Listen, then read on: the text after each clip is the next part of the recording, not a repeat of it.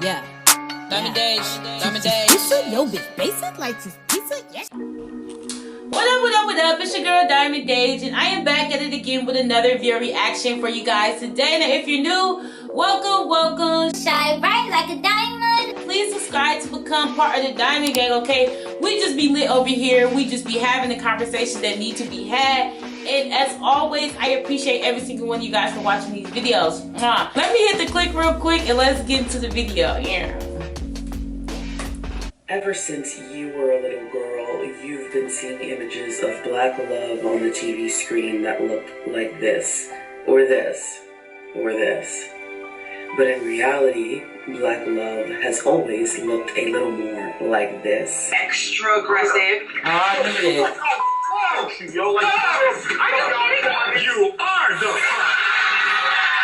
Investigators say after killing Kenyatta, O'Neill brutally murdered his 9-year-old daughter, Ranivia, and tried to stab to death his 8-year-old son, also named Ronnie, before setting him and the house on fire. In case you didn't know, sociologists that have studied the decline and dysfunction of the black American family are for the most part in agreement. The model of exclusive black love, that is to say a culture where black people in America will only make themselves romantically available to other black people in America, is unsustainable. Specifically, black women's collective decision to make themselves exclusively available to black men is unsustainable. Why? Well, short answer, there aren't enough marriageable hetero black men to meet the demand of marriageable hetero black women. Most experts name mass incarceration as the leading cause, but whatever you think the issue is, the fact remains that the community has a shortage of gainfully employed black men who can support a family and are looking to marry a black woman, short by about several million in fact, and this is causing a host of problems. It's a system thing. The racial hierarchy, evolutionary psychologist C. Paul Grandison explains that when you have a sex ratio imbalance like the one that black America has, specifically one that favors the men, the result is that the men become aggressively and deceptively hyper-competitive for short-term sexual relationships. They stop looking for love or marriage, and they're definitely not monogamous. Essentially, they try to build a harem for themselves. Because they have this power, they're able to set the terms of relationships, and naturally, they choose terms that are in their favor, ones that get them the most commitment from a woman while offering the least in return. This changes the behavior of women looking for a committed partner, and they become much more sexually active earlier in the relationship in an effort to try to lock down a partner. Additionally, a woman may see a man who's already in a committed relationship and try to take that man for herself out of desperation. Grandison also goes on to say that these men who are spoiled with more options than they should have take a longer time to commit to their partners, express more dissatisfaction with their partners, are more likely to cheat on their partners, and more likely to abandon their partners. He says that he believes that there would be fewer divorces and fewer illegitimate children if the sex ratio imbalance wasn't so great because, well, the men would be more loyal. And in part because of that imbalance, we now have a culture that permits.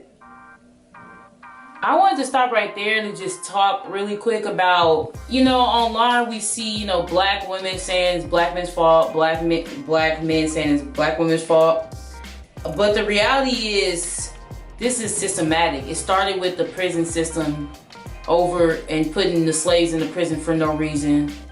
This is systematic. Like the breakdown of the black family is systematic, but I think it's come to a point where now the system, the things that's happening with the system is now getting to individuals. And I'm gonna continue with it, but I just wanted to make that known. Maybe even encourages black men to use their status as marriageable, i.e. a black man with a job who isn't in jail, as leverage for as many sexual partners as he can get. And if you try to quote-unquote compete for these men, you'll likely find yourself locked into extended periods of situationships, entanglements, and sneaky links. She's saying it. She's speaking. Or worse, permanent placeholder girlfriends. Chrissy been with that man for I don't know how long. Little return on your investment. And yet, you were being pitched black love by black media and the conscious community like it's the answer to all of your problems, like it's the answer to all of the community's problems. All black men and women need to do is come together and restore the black nuclear your family. Stop this fight on the internet and problem solved. We're unstoppable. But instead of addressing what experts have identified as the core issues destroying black families, like male unemployment and underemployment, and the high crime rates amongst black males that lead to the sex ratio imbalance, the community has decided that you are the actual problem. You say that you can't find a good black man. They say that you're overlooking them for the thugs and players. You say that you're not attracted to thugs and you've never dated one. They say that good black men find you to be too masculine. You say you've never had a problem attracting men, just getting commitment and monogamy out of them. They'll say you didn't earn it, or that high value men have the right to exercise their options. You'll explain that they aren't that high value because you're going more than 50-50 on everything. They'll say that your standards are unrealistic. You say that you commonly date men who don't meet your standards. They'll say that you need to choose better. You'll say there isn't better to choose from, and here we go back and forth. Back in the circle where it all just, it's all on black women. Something's wrong with us. Simply say that the men aren't playing their part in the studies, the numbers don't show that. As protectors and providers, and they're the ones who need to alter their behavior. Well, because admission of failure on their part would be giving you permission to leave them. And a society, however dysfunctional, can survive with very few men, but a society without enough women will crumble. So, as a community, we've decided that come hell or high water, we are going to keep these black women on the hook, waiting and praying and competing for that good black man who will come into their lives and build a family, despite all evidence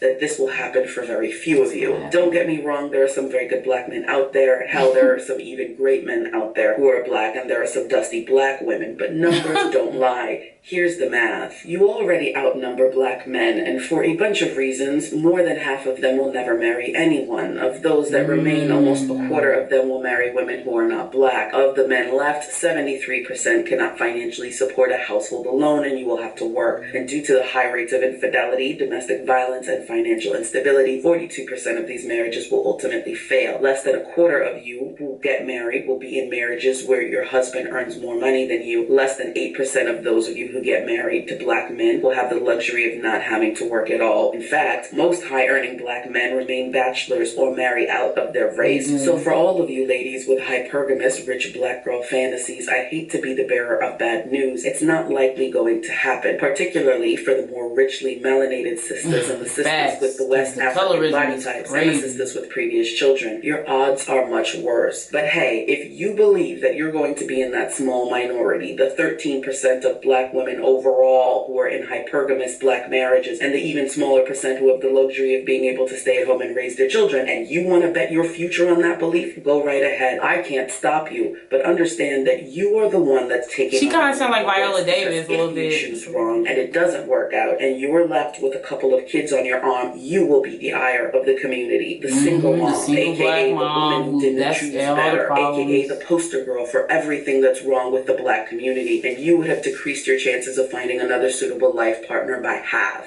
Ask yourself, why would you make such an important life decision knowing that the odds are stacked so tall against you? Well, this pipe dream has been pushed on you since birth. Black love is almost exclusively sold to black women. And that's why some black women stay in marriages where their husband cheating, because it's like, I don't want to be that single mom. To pursue it. A black woman who marries outside of her race is a bedwench, and the hostility towards her comes from both black men and other black women. Why from black men? Well, frankly, they don't like the sexual competition, and they never thought you could go anywhere else. Part of black men's power in this relationship dynamic is the belief that there's nowhere else for you to go. And for all of that talk about how you're going to start dating other men, your feet haven't moved an inch, so they've been calling your bluff. But when they see you, the educated, middle and upper class black women, their only real hope to restore this community, when they see you considering going elsewhere, that's when their feathers get a little ruffled. And other black women don't want to hear that you're looking at other races of men either, even though it's less marital competition for them, because misery loves company. Who's going to be there to share in the collective trauma bonding on the topic of unfaithful men, download dusties, abusers, and hypergamous dudes who believe that they're the prize? They don't want to be alone caping for a lost cause, and if they're going to throw their legacy and their future away for a fantasy, they need to know that other women are doing the same. Otherwise, the sacrifice will not have been worth it. It's funny though, black men don't seem to have this visceral reaction to the idea of other black men in interracial relationships. This video, their socialization is much different from yours. Don't don't get it twisted. It's a hustle. Getting you to believe in black love ensures their survival while they can go out and be with whoever they want to be with. In fact, most of the time, they seem to believe that they don't need you to create black children. Their seed is so strong that they can make a black family all by themselves. Now, if this is a black child, then two can play that game. Now, let me be clear. Only a black woman can create this and this and this. But if black men are determined to eugenicize themselves via colorism and externalized self-hatred, there is no reason for you to put your legacy on the line trying to stop them.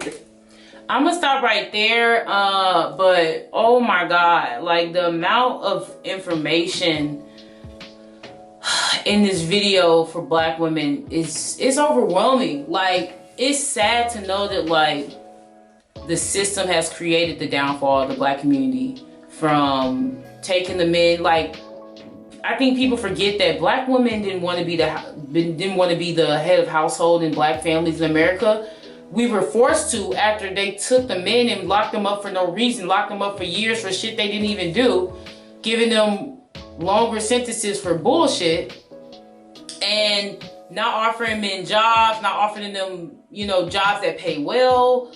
All of that is now led to the point of the decline of the black family. And sadly to say, black men have bought into it. They've bought into the European like beauty standards of what beauty and what a woman should be. They've bought into it. Our men have bought into it, and it's almost like black women, we have no choice but to fall into it too. As much as it's crazy, like our black men have already believed that black women are masculine and black women are this and they already believe that we are the problem. They already believe that we are the problem, even though statistics show there's just not enough marriageable black men out there who make enough to support a family who actually wants to be with black women. It's just not enough of them. There's more of us than there are of them, and there's more of us who are more marriageable than a lot of black men. Like, really, it's the black men who needs to change their behavior and realize that. But instead, we are told that we are the problem because we're too masculine. Our standards are too high. All this shit, right? All those questions that she said reverts back to us and why we're the problem. And so many black men believe that we are the problem and that other race women are better, that they don't need us anymore, that we are replaceable. And so it's sad, but as the statistics show, like, you think a lot of black women, you think you're gonna be in that 13% of women who get married to an actual marriageable black man who's actually gonna commit and provide? Black women have to start opening their horizons. Like, they started it. Black men believed it. The system started it. The system broke the family up. Then black men believed in the bullshit because they want to be closer to the white man. They bought into the patriarchal society. And now black women we have no choice. If we want to be able to be married and have a man and a leader in our life who can protect and provide for us, we're gonna have to date out.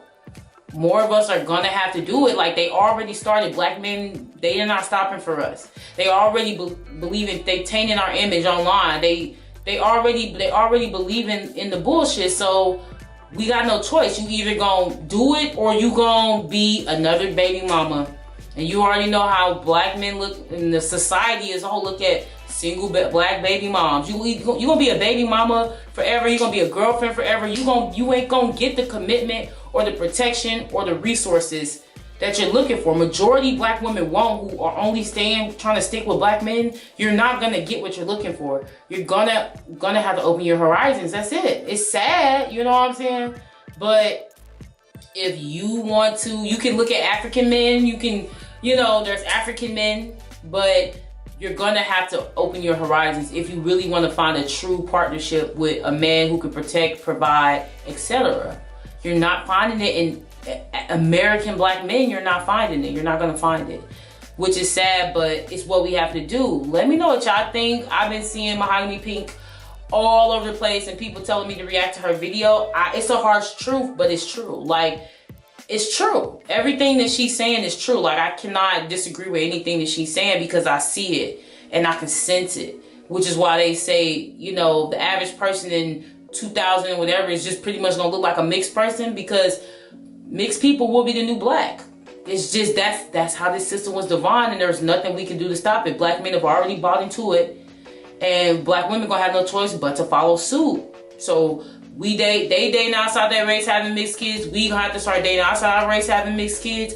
Mixed is the new black. It will be the new black. So that's how it was designed. But let me know what y'all think in the comments below. I will be back with another video for you guys. Bye.